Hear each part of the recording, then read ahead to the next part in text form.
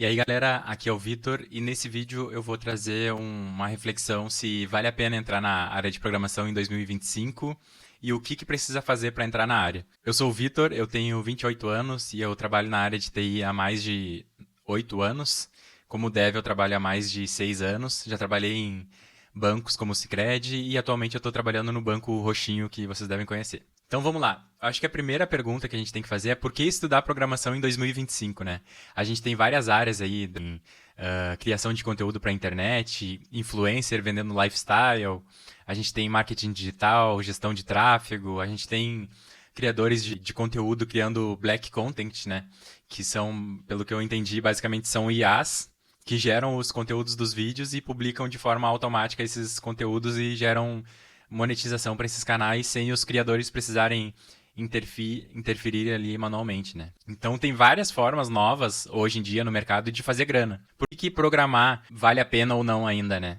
Então, por que eu falo sobre programação aqui? É bem uma questão pessoal minha, porque é o que eu sei fazer, é o que eu aprendi a fazer. Então, quem já viu meus outros vídeos aí sabe que eu não. Antes de entrar na área, eu não planejei entrar na área, não era a minha meta.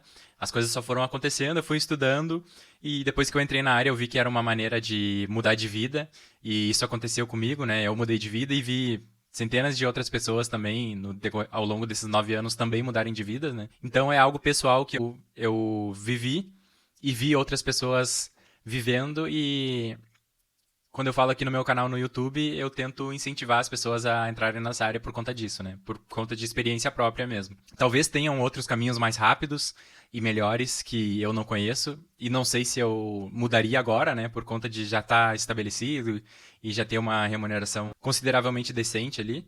Então, eu acho que a nossa profissão de desenvolvedor é uma profissão honesta, assim, a gente não precisa ficar vendendo nada, né? Embora tenha muitos vendedores de curso aí, eu acho que a profissão em si, ela é uma profissão que é necessária, eu acho, vamos dizer assim, e a gente não precisa mudar quem a gente é para exercer ela, então eu acho isso legal também. E outras coisas boas de trabalhar nessa área é a questão das condições de trabalho e o mercado de trabalho, né? Então, por exemplo, a gente pode trabalhar remoto, né? Daí a gente pode ficar em qualquer lugar do mundo, basicamente, trabalhando para uma empresa, né?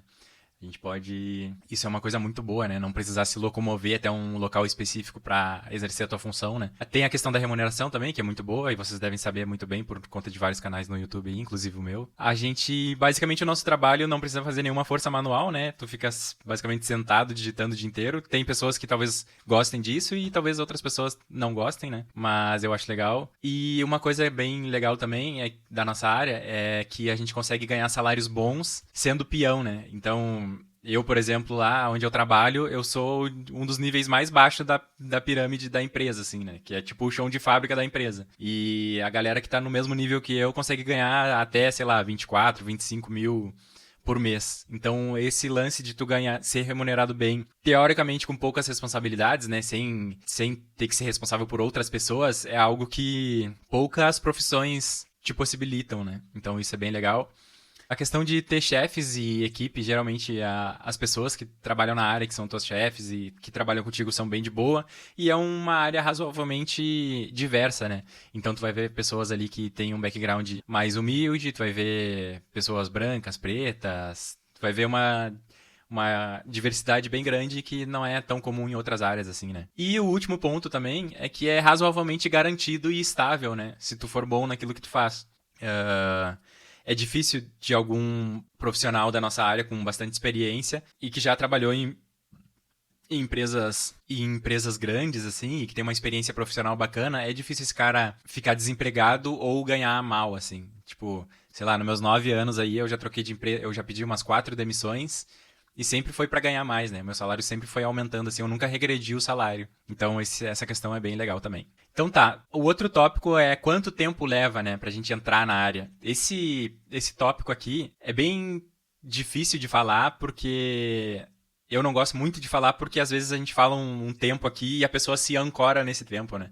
Ela vai achar que se ela fez antes é porque ela é boa ou se ela não conseguiu atingir nesse período é porque ela é ruim, né? E tem vários fatores que influenciam isso.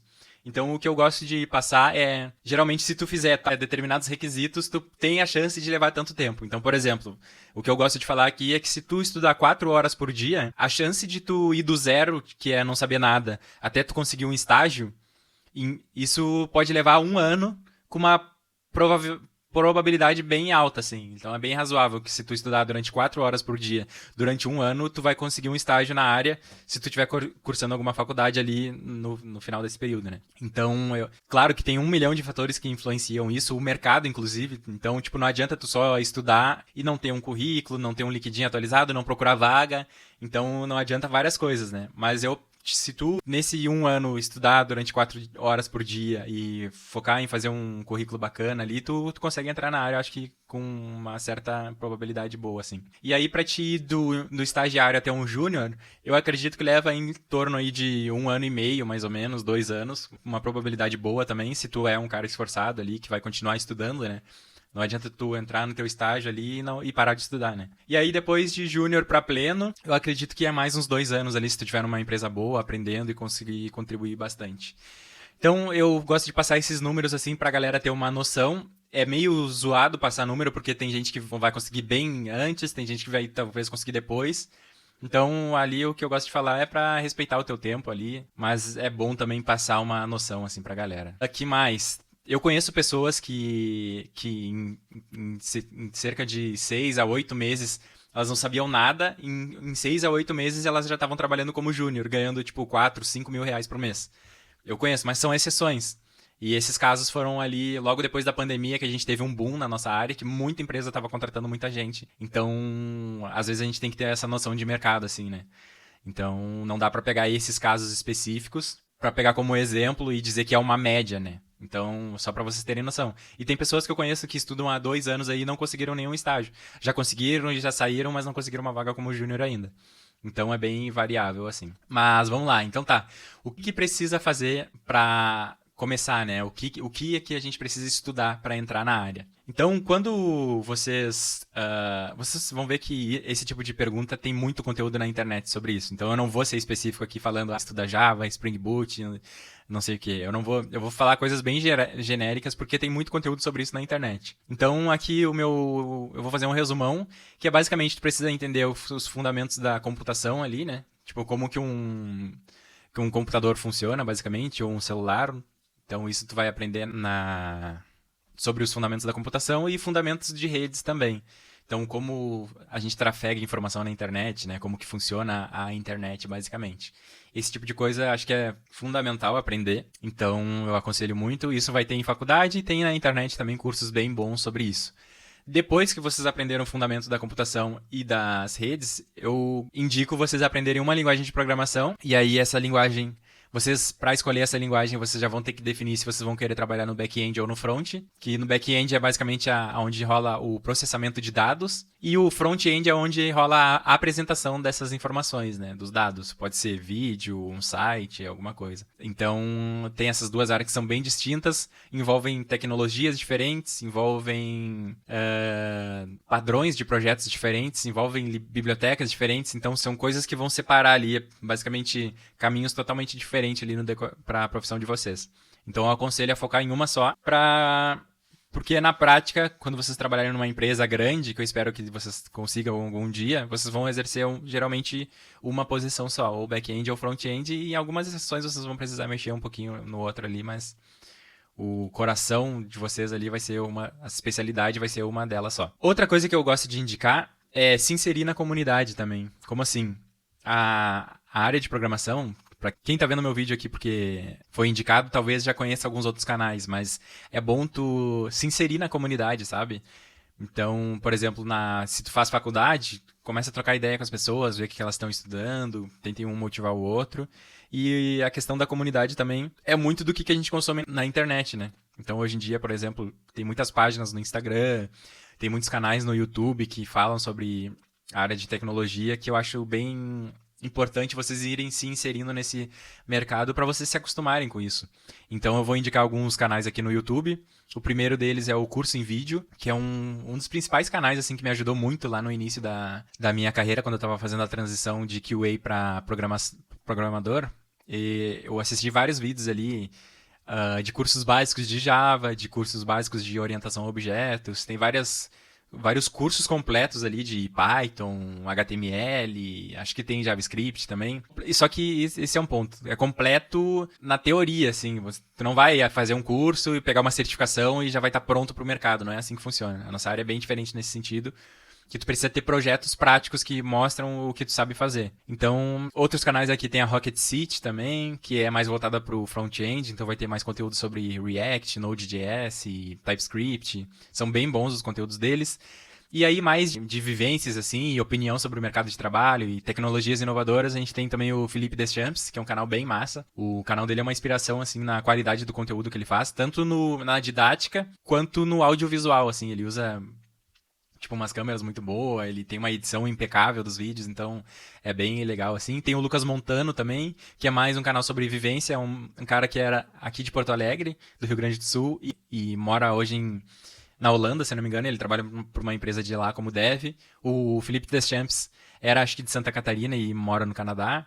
Tem também um canal que eu conheci há poucos meses também, é o do Augusto Galego, que ele tem mais conteúdo sobre algoritmos. Então, se vocês estiverem aí aprendendo na faculdade de algoritmos, é bem bom o canal dele. E para quem tá fazendo entrevista para empresas na gringa, assim, é bem bom também, porque ele dá várias dicas de algoritmos ali que às vezes caem em entrevistas, então é bem legal. Tem o Mano Davin, que é mais entretenimento, eu diria assim, que é mais as opiniões dele sobre o mercado de trabalho, mas é bem legal também, porque vocês vão conhecendo outras pessoas que pensam de outras formas e que têm essa profissão em comum, sabe? Então isso é bem legal. E tem o Programador BR também, que ele é mais um empreendedor, ele fala mais sobre essa parte de tu desenvolver um aplicativo e vender ele, mais a parte de empreendedorismo, eu diria, só que no mundo do desenvolvimento de apps. Eu acho bem bom os conteúdos dele, ele mora no Canadá também. E tem o Dev Soltinho também, que é um cara que geralmente publica muito conteúdo sobre desenvolvimento web, e aí com React e tudo mais, então é bem bom também. E beleza,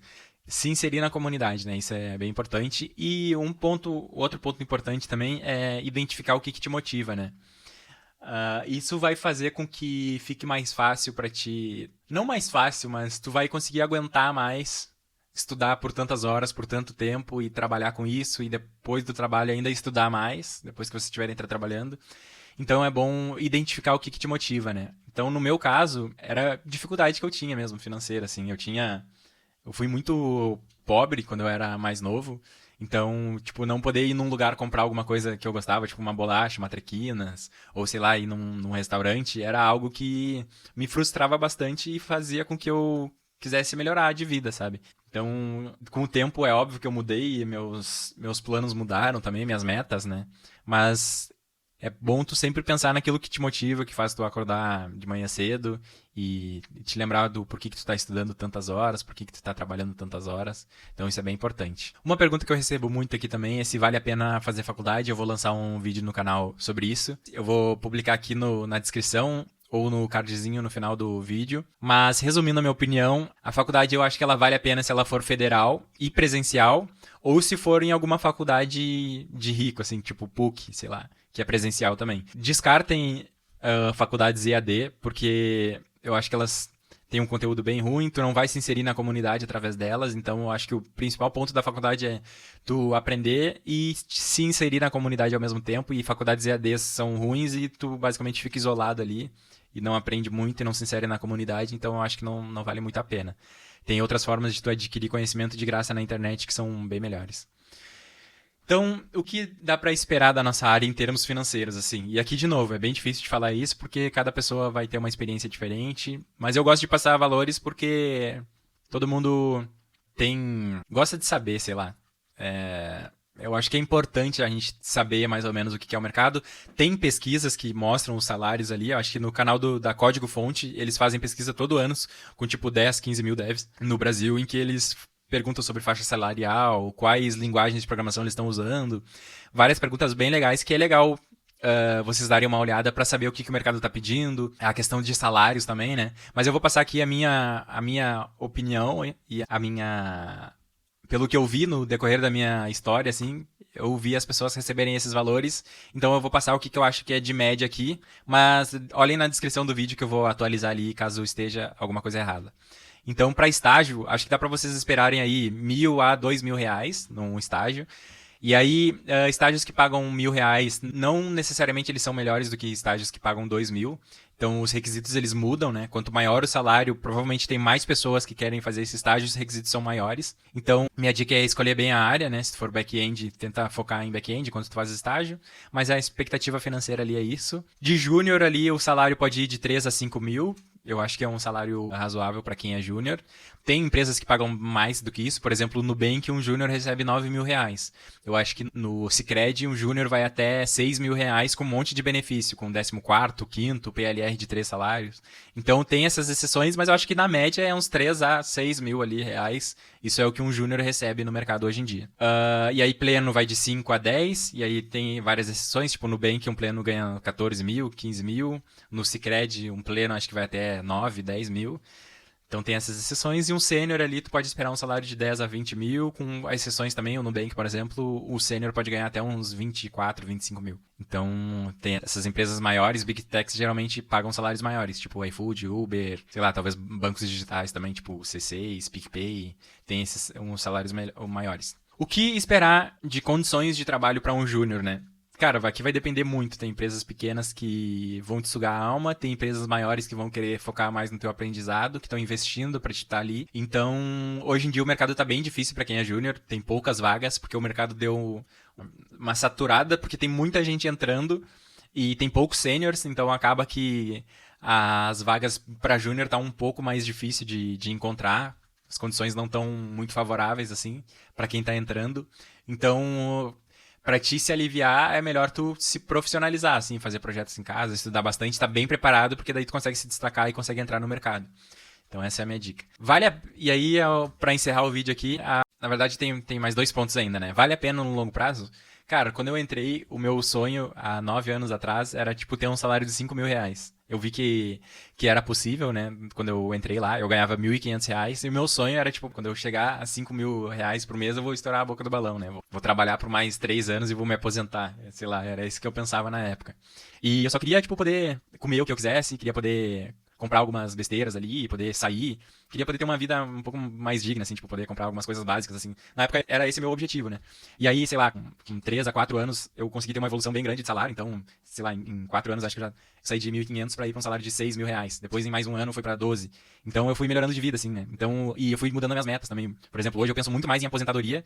Isso me atrai muito mais do que fazer coisas que antes eu queria fazer, né? Que era, tipo, poder sair, comer num lugar bacana e tudo mais, né? Então, ao longo desses 8, 9 anos aí de carreira, eu pude também pagar praticamente 1/3 da minha casa já. Então, num bairro decente, né? Então, isso é bem legal, assim. E eu comprei várias coisas também que eu tinha vontade, tipo celular, notebook, monitor, PlayStation 5, TV. Reformei minha casa aqui. Então, várias coisas que a TI me deu que eu sou grato, assim. E são coisas que não foi por isso que eu comecei a trabalhar, mas são coisas boas, sabe? Que me fazem ser grato e feliz por ter essa profissão, sei lá. É um papo meio estranho que talvez não faça sentido pra quem tá iniciando, mas eu espero que um dia todos vocês possam sentir isso também. E uma pergunta que eu recebo bastante também é, com a IA chegando, né? Será que essa profissão não tá em risco? Eu já lancei um vídeo sobre isso no canal, então se vocês quiserem olhar aí, olhem meus últimos vídeos que eu lancei, mas resumindo, pelo menos acho que pelos próximos 20 anos a nossa profissão tá safe.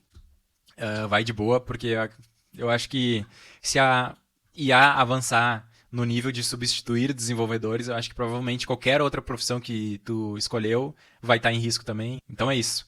Esse é um vídeo tentando dar um norte para quem quer iniciar na área de TI. Se vocês precisarem de alguma ajuda ou algum...